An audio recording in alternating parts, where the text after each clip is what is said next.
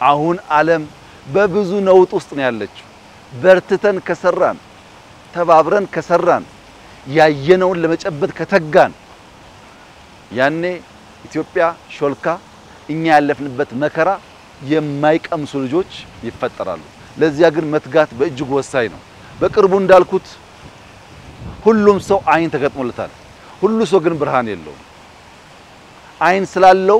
አስቀድሞ ይሄን ማየት ይቸገራል ይሄን ፈጥረን ስናበራ ግን ይሄን ማየት የሚቸገር ሰው መኖር የለበትም ከዚህ ቀደም ግራ ይገባው ከዚህ ቀደም ያልገባው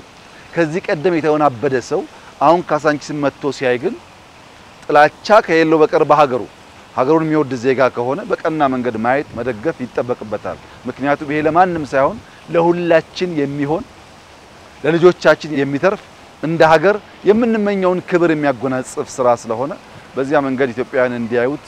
አደራ ማለት ፈልጋለሁ